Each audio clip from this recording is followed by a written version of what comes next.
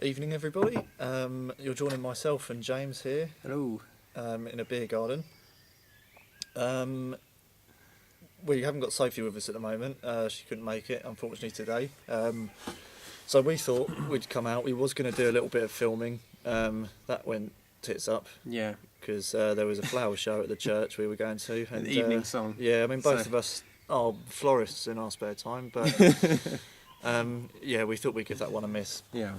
So we thought we'd make it a quick vlog type video update, have a little chat with you about what's going on.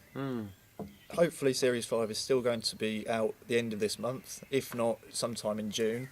Having a little bit of trouble at the moment filming a reenactment scene. We're looking for, I'd hate to ask anyone, but we're looking for an old looking building, wooden beam sort of thing, that we may be able to film a reenactment scene in. Nothing dangerous, nothing messy, just we need a period looking building. So if anybody's out there that has an old looking house or knows someone that does and wouldn't mind us popping over to film, that would be much appreciated. Also payment, possibly. Yeah, we're happy to, happy to pay a little bit. There's a little incentive. Yeah. Yeah, so Series 5, what do you make of it so far?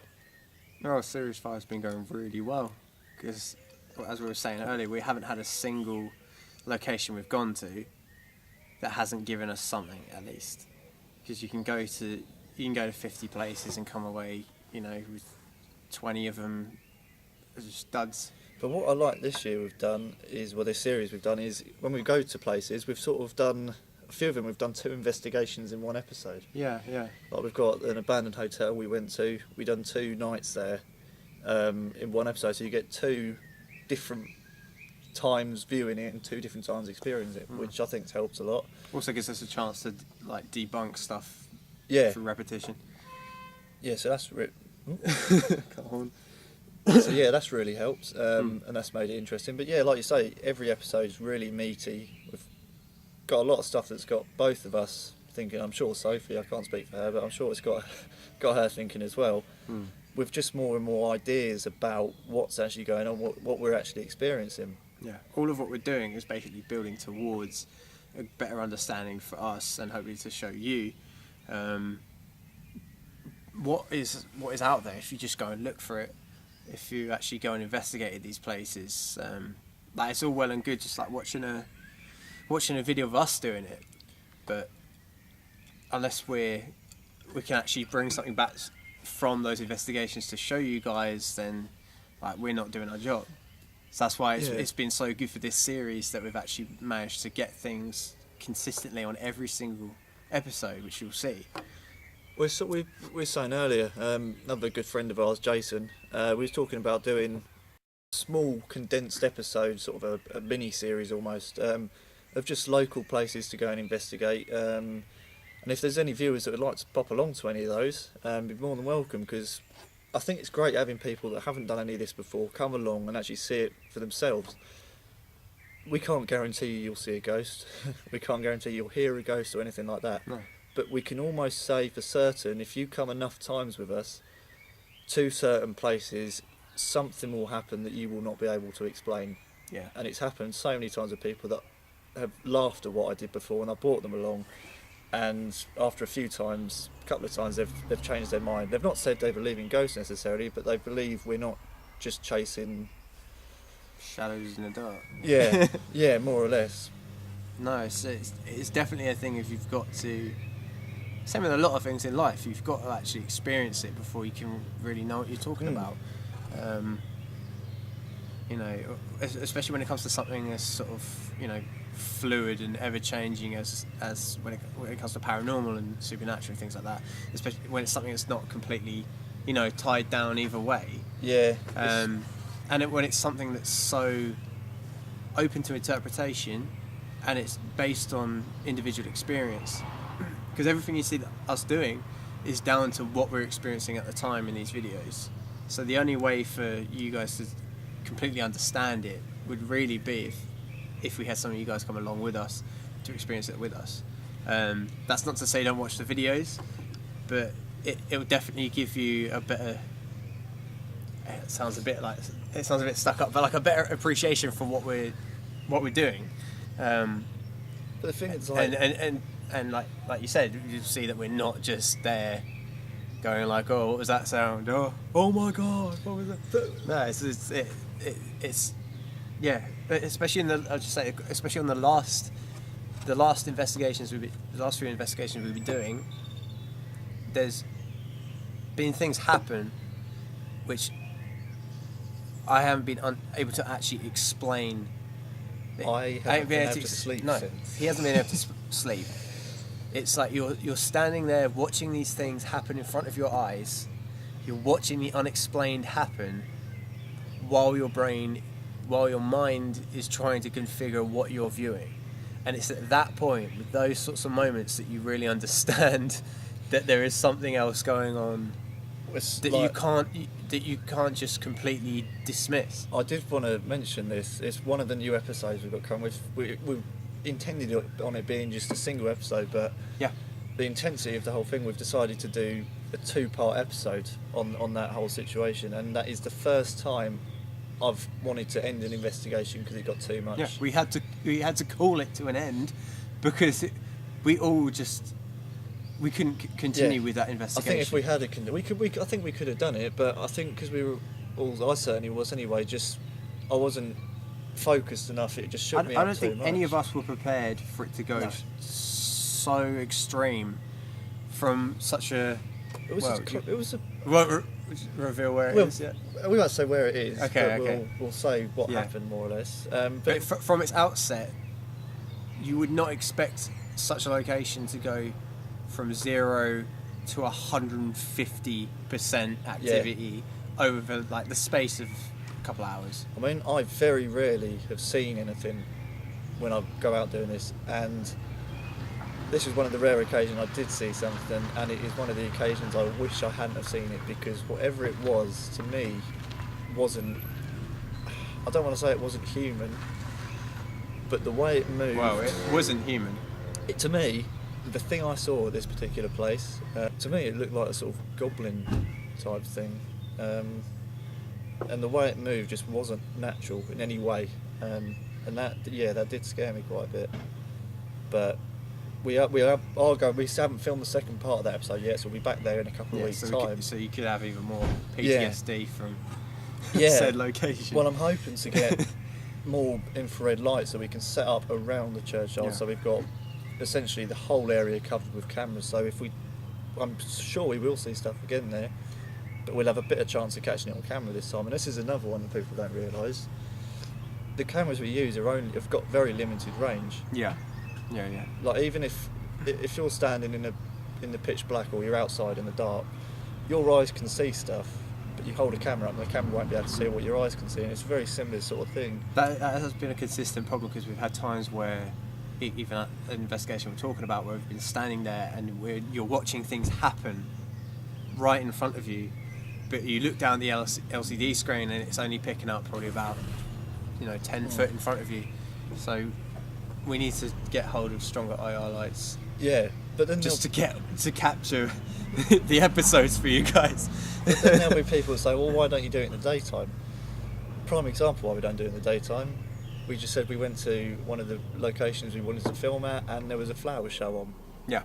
It's bits and pieces like that. And even with that location, we've been there in the day before and not had things like that happen.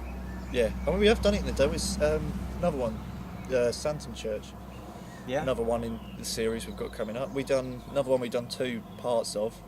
Not 2 parts, but 2 investigations on. One was at night, one was in the day. And we had stuff happen in the day. Yeah.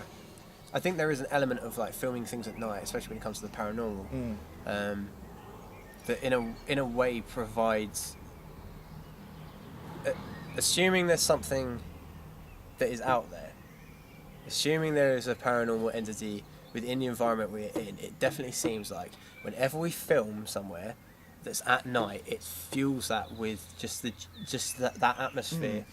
I think say it's psychosomatic if you want, but like I think there's genuinely something about being in the correct being in the right mindset for it opens up the Pandora's box and all this stuff. But I think as well, people say ghosts don't come out in the daytime.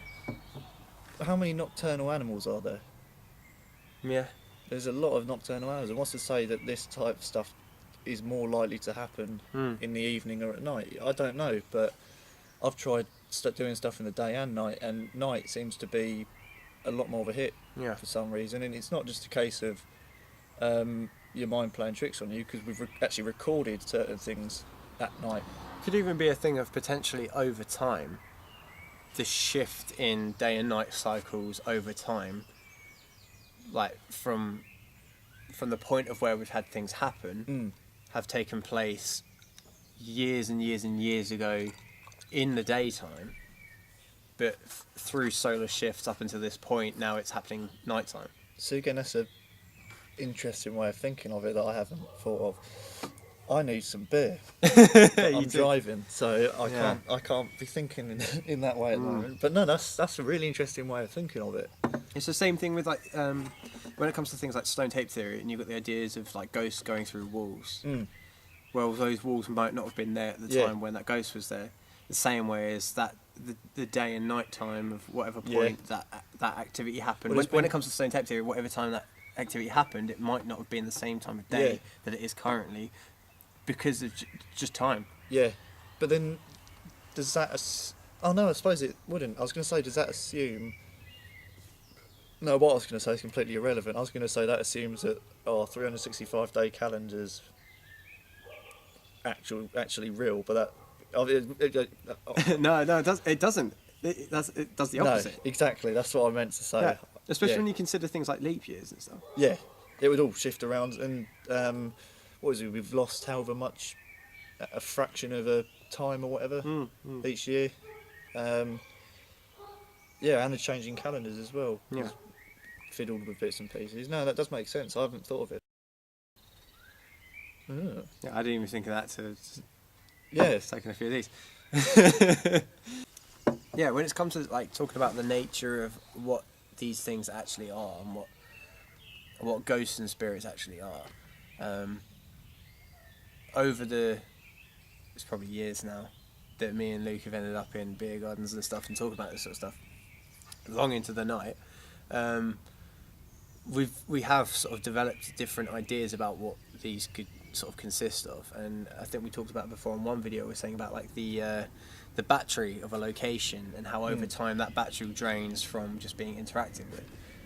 Another thing we talked about a lot that I don't think we've actually talked about on camera is the idea of like a multi-layered different dimensions on top of our dimension, and how if you imagine like the dimension we are in at the moment, like what would be like reality as being the center of sort of an onion, and then you get all the different layers of the onion, and each of those layers is a different layer of reality on top of one another. And so especially when you go into different ideas of like quantum physics and things, you have the idea of like first, second, third, fourth, etc. dimensions. The fourth dimension, which is time.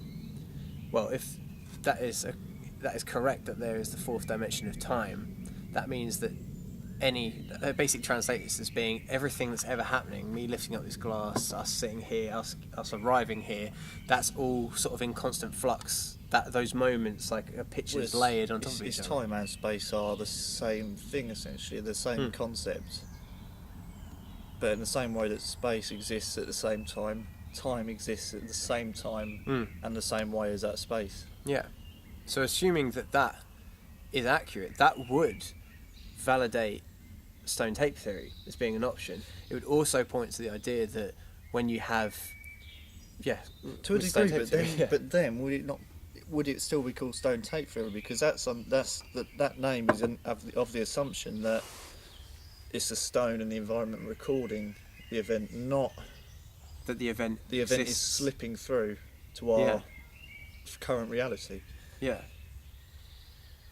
So maybe stone tape theory is not the most accurate term.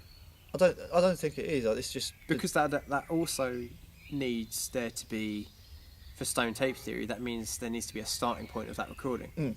Whereas if it points to the fourth dimension, then it's always been there. Yeah, but then it comes down to, if that is the fourth dimension situation, what's causing it to, and why at some places, why those events happen at that time. Yeah. Yeah, because otherwise it would be constant at that point. Yeah, it's all very interesting. But with these, with the different like theoretical theories on ghosts and the paranormal, we'd really like to hear your guys' ideas as well about it, because we end up talking about this stuff so much, and we do end up getting into points where it's like, well, I don't know how you expand from this point, but if you guys have got any other ideas, that's it. You possibly talk to someone else, and it just puts plants another idea in, and you think, oh, I didn't think of it that way before, and that's why I like talking to even with people who don't believe in any of this, but have a background on knowledge on various different things. It's interesting because they've got a completely different spin on it than we probably would. Yeah, but I think definitely like the way that the ghosts and paranormal are being viewed now is so much different from how it would have been viewed 100 years ago. Yes, because you've got so much more influence with religion. Yeah. Back then, whereas now we can view things more through science and even through. But unfortunately, I think it's gone a bit too far, and you've got to be honest, a lot of it now is entertainment. Well, when it comes to media, but we do entertainment. We've got a media thing. We create videos. We deal with various different things like that. But I do my best not to. I think even for the sake of Shadow Paranormal, what we're doing primarily isn't just like entertainment. No, in the same way, what we're doing is. It's more education, I suppose. Yeah, it's almost like a documentary.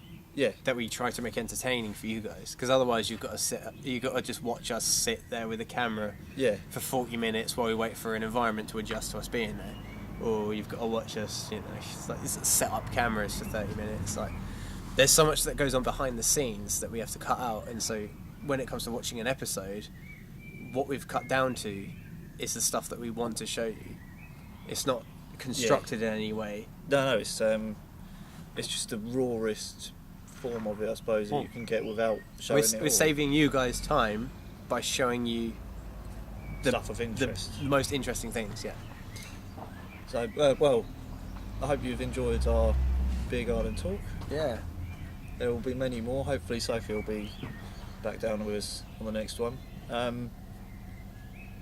Basically all the points I mentioned, we mentioned earlier on in the video. If anyone wants to get back with us, anyone wants to come out and investigate with us, just drop us a message. And obviously I said about earlier, a location to film at for our reenactment scene. Yes, that'd be very key. If there is anybody about there that knows someone with an old looking house. We've got all props and everything ready. It's so just we just need location. That'd be fantastic. But thank you very much for watching. Yes. We're going to enjoy our evening.